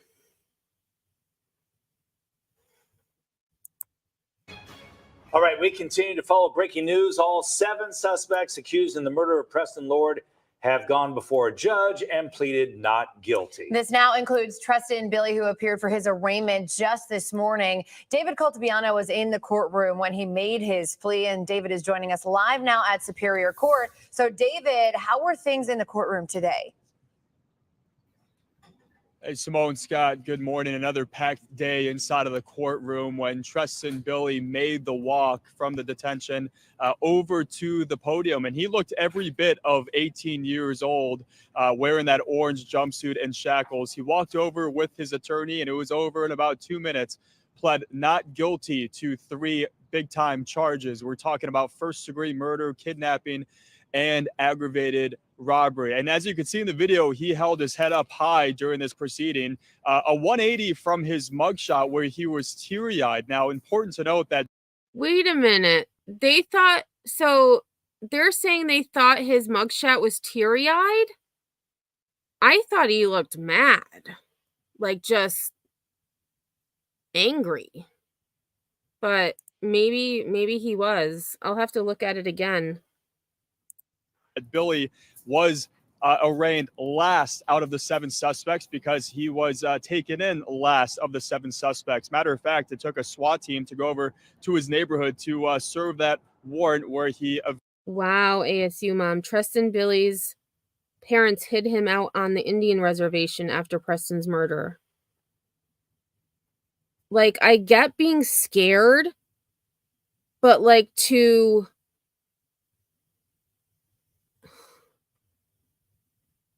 try to cover up or, you know, hide your kid from being charged. Like, what? Eventually surrendered. A lot of attention for this case, guys. Scott, you probably remember the Jodi Arias trial that was around 15 years ago or so. I'm not sure that we have seen a case with this much attention since then. So once again, guys, all 7 suspects now pled not. And I want to say, like, especially on, you know, YouTube, I'm not sure about social media, but, you know, on YouTube, I haven't seen a whole lot of creators talking about this case. I've seen a few, but I feel like it needs to get more exposure. And, you know, I've started using my TikTok a lot more and doing shorts, not only on TikTok, but also YouTube, because I mean, the shorts get so many more views, which again could just be, you know, swipes. They're not really watching, they're just swiping past it. But, you know, I do plan on doing a short for Preston, the update in Preston's case as well. I just feel like it needs more exposure because this is not okay. Guilty for their arraignments in the past 2 days. All of their court dates have been set for April 30th. So we should know in about a month or so how this moves forward. It's going to be a long and tiring battle inside of the courtroom for all 7 of these suspects. Might I add, inside of the courtroom, Billy did have his family in attendance, same with some community advocates for Preston Lord too. And as Billy went back toward in custody, you could tell that he was scanning the room looking for his mother that was in attendance, guys. Hey, David, one question that came out yesterday. We understand that Renner's dad may have got what looked like preferential treatment when he was escorted by MCSO deputies to a secured lot so he could avoid the media. Any reaction from other people in court, or did Preston's family say anything about that? Anybody commenting on that? You know, no one said anything officially today, and that was actually last week outside of the juvenile court, but we can tell that it's having ripple effects at MCSO. We spoke with the sheriff, Russ Skinner, about this matter yesterday, and he said, you know what, those 2 deputies have been reassigned. They gave the family. Reassigned? They should be terminated. I mean, well, maybe not terminated, but at least suspended. I mean, that's some pretty messed up. I mean, how much did they get paid? Again, that's, you know, my opinion. Did they get paid something to do that for Mr. Renner? You know, just a quick $100 bill. Alleged preferential treatment without anyone's guidance or concern, and they want to make sure that the matters are handled correctly in this case. They want to make sure that no suspect's family, victim's family are given preferential treatment. And Sheriff Skinner did say that he told Rachel Mitchell about that matter that happened outside of juvenile court, and that he also personally apologized to the Lord family. But as you can imagine, Scott and Simone, it sounds like the damage is already done on social media with what happened last week. Yeah, totally. Yeah. All right. Well, David, thank you. We will, of course, keep our viewers updated. Again, that court date set for April 30th. So a few weeks away. David, thanks. All right. Also. Okay. And speaking of that, oh man, so there's an article I wanted to read, but I need to subscribe. So I'm going to see if I can find one that's free.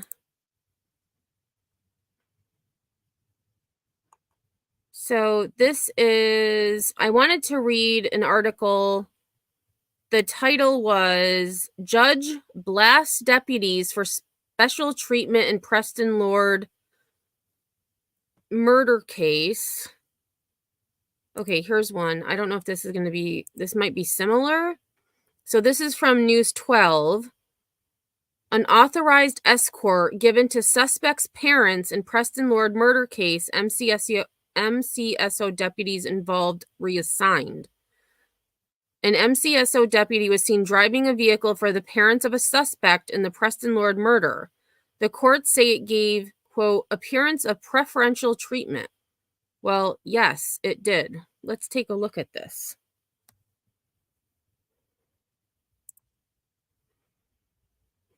Our eyes met, and then I knew we just have an ad. was in my driveway.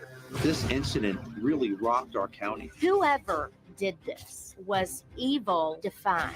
We'll never find peace until we find out who did it.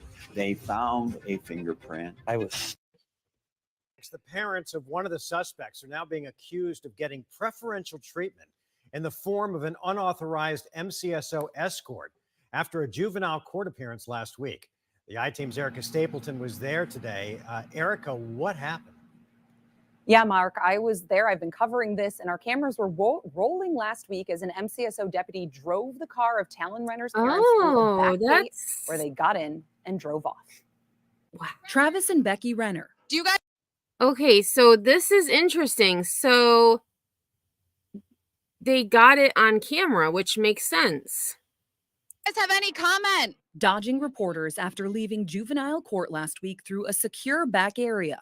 MCSO now saying this was unauthorized. Here's what happened. Travis and Becky Renner were in the courtroom as their 17-year-old son Talon had an initial appearance on murder and kidnapping charges related to Preston Lord's death.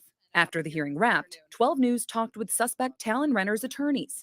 I've got some concerns. Who came out the front door of the courthouse. Then, The deputy's driving her car. we saw an MCSO deputy get in and drive the Renner family's personal Tesla around the courthouse and through a back gate, which is not a public area. Then, the Renners came out a back door.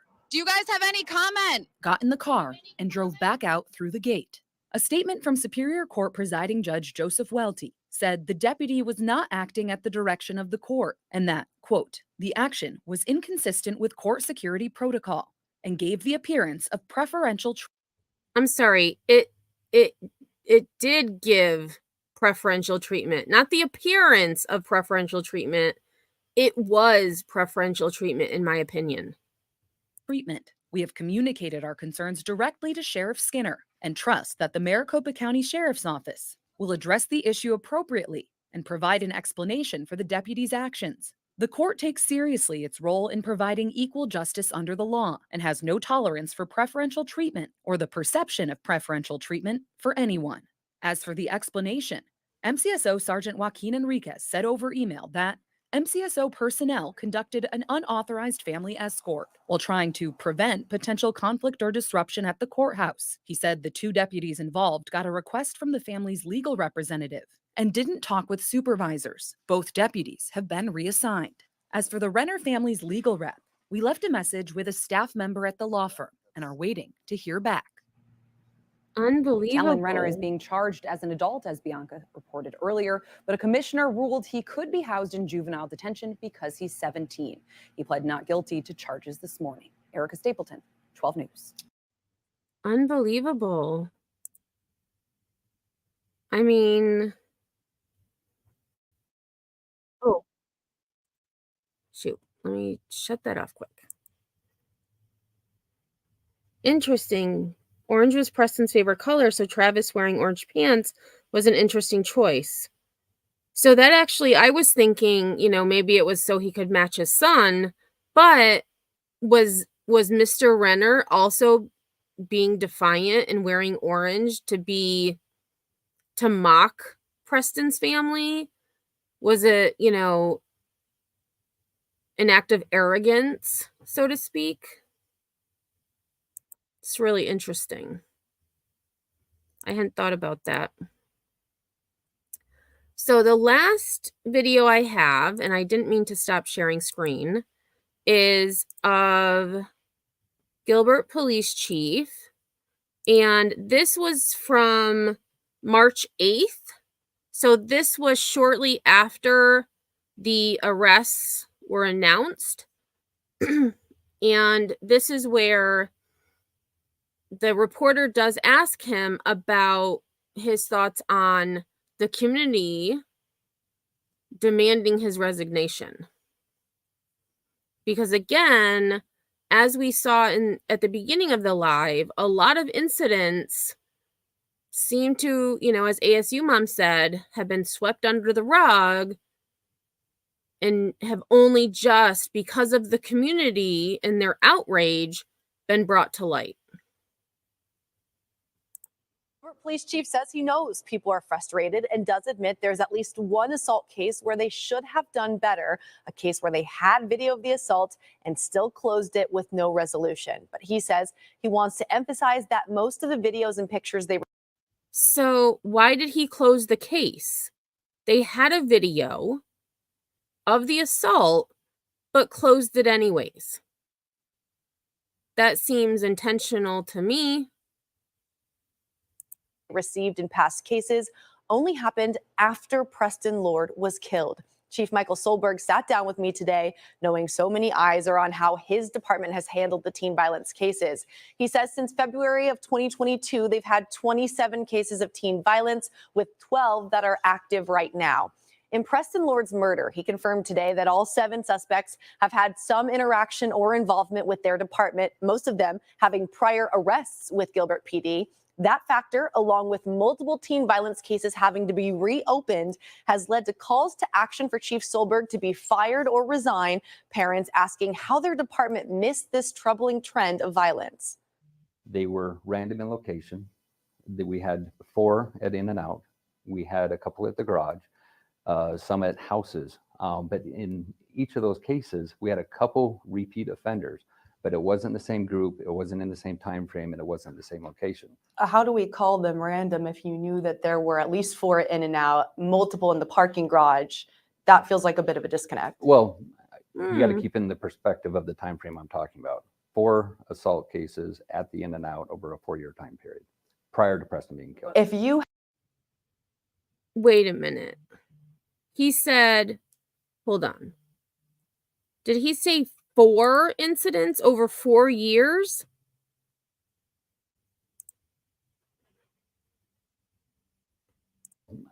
You got to keep in the perspective of the time frame I'm talking about. 4 assault cases at the In and Out over a 4-year time period. So he's saying there was only 1 assault per year at In and Out. I'm not sure I believe that. Prior to Preston being killed. If you had involvement and interactions and issues with these kids years ago, how did it get to the point where a lot of these suspects were involved in Preston Lord's murder? And had you done more, would Preston still be alive? We knew what our involvement was with them, but not group teen on teen violence prior to the incidents that were being investigated now.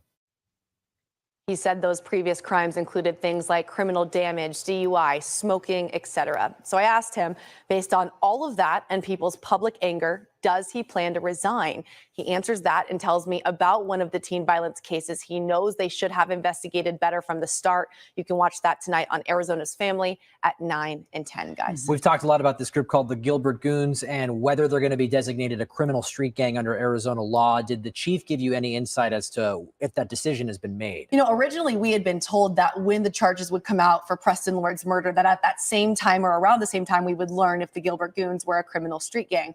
He said they have not made that decision yet, but that they've made major progress here recently in that investigation. He said there's 6 agencies that are working on it, but it is Gilbert PD that is the lead agency on that. No timeline yet on when they'll let us know if it's yes or no for a criminal street gang. Everybody has so much interest in how this case is unfolding. And if you'd like to watch that full interview with the Gilbert Chief of Police, it's on our website and our AZ Family News app right now. The Democratic... Okay, so I thought that was going to be a little bit more, but there is a full interview. So I am going to look at that and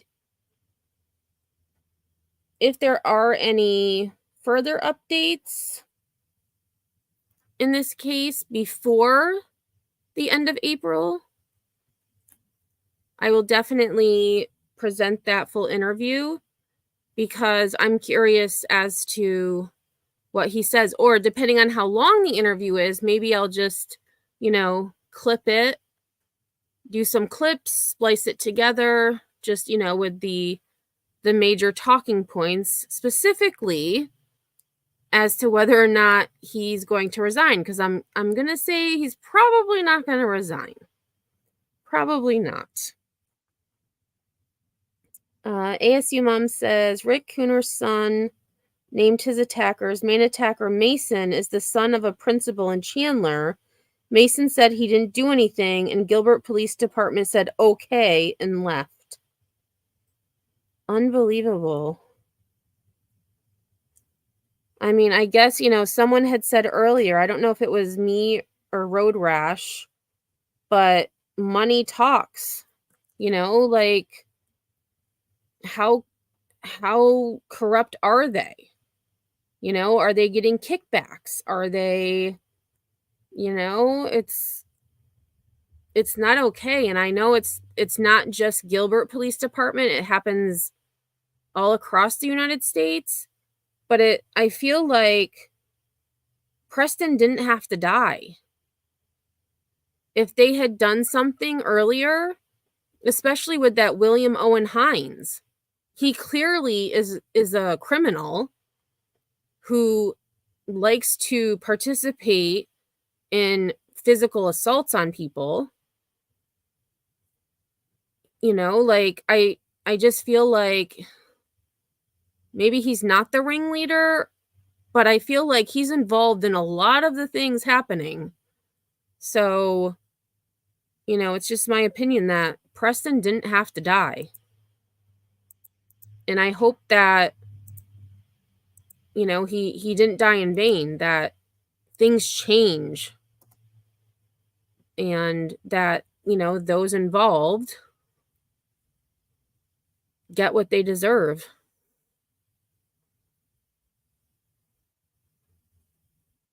Oh, thank you, ASU Mom. I sent you the interview video of the employee that worked for the renters and talked. So I may, depending on, I may do another live, just kind of with, the full interview, just kind of like not things specifically about the defendants, but just about the case in general, just that extra stuff that is interesting. And I did put the GoFundMe in the chat in regards to Preston. And as of right now, their goal was $140,000. They have met their goal. They are at $140,725. So there is a lot of people getting information on this case, which is great. And actually, I had not realized they also have a website. I will also put in chat. I didn't realize that. And I'm actually... So it is justiceforprestonlord.com. They have, events. You can contact them. You can blog. They have all kinds of different things. You can donate directly through there. And it says, this website is dedicated to the mission and purpose of finding justice for Preston Lord. It will be a source of information for events, activities, fundraising efforts, and other endeavors to bring awareness to the issue of teen violence.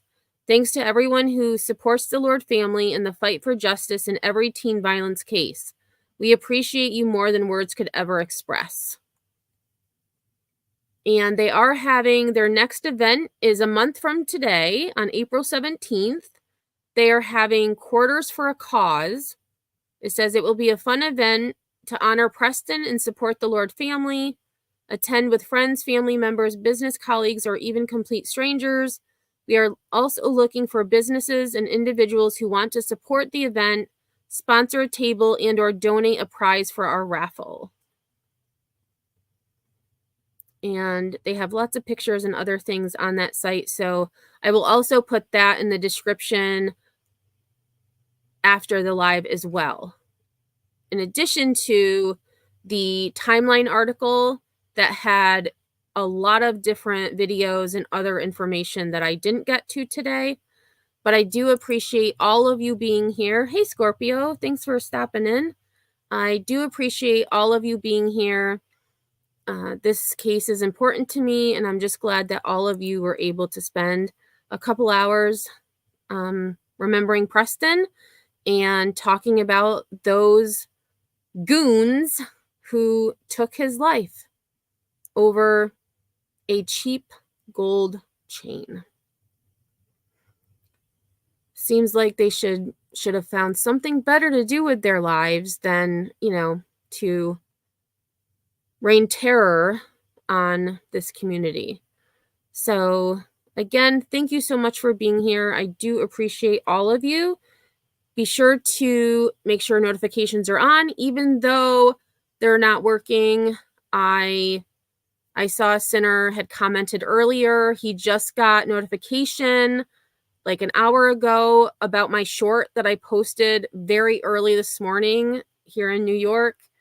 So notifications are not going out in a timely manner at all. I'm not sure why, but just be sure, unsub, resub, and hopefully that'll help the issue. So I hope you have a great rest of your Sunday.